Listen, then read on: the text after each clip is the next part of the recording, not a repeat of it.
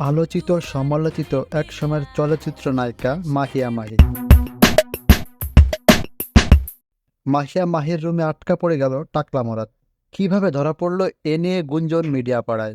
কয়েকজন ছাত্র মিলে ঘোরাঘুরি করে রোজ মাহিয়া মাহির ফ্ল্যাটের আশেপাশ দিয়ে, কিন্তু কি জন্য ঘোরাঘুরি করে সেটা মাহি নিজেও জানতো না।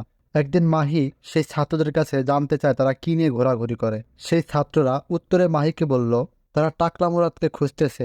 এটা শুনে মাহি আর কোনো কথা না বাড়িয়ে দ্রুত রুমে চলে গেল। চোরের মন পুলিশ পুলিশ। মাহির এমন অবস্থা দেখে মাহি নিজেই তার পরদিন এলাকা ছেড়ে পালিয়ে চলে যায়।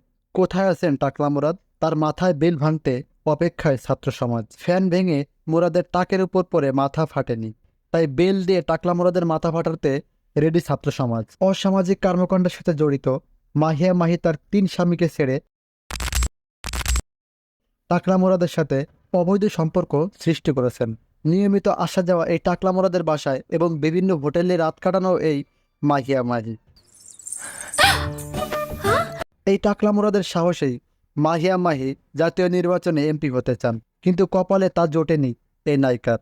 মাহিয়া মাহির বাসায় খোঁজ নিতে এসে টাকলা মুরাদকে তো পেলই না, বরঞ্চ মাহিও পালিয়ে চলে গেল। অনেকের দাবি টাকলা মুরাদ আর মাহি একসাথে আছে, কিন্তু এরা কোথায় আছে? দেশে না বিদেশে, জঙ্গলে নাকি জাফলংয়ে? কোন পাড়া মহল্লা আছে এই টাকলা মুরাদ? আছে কোনো হোটেলে? খুঁজতে ব্যস্ত অনেকেই।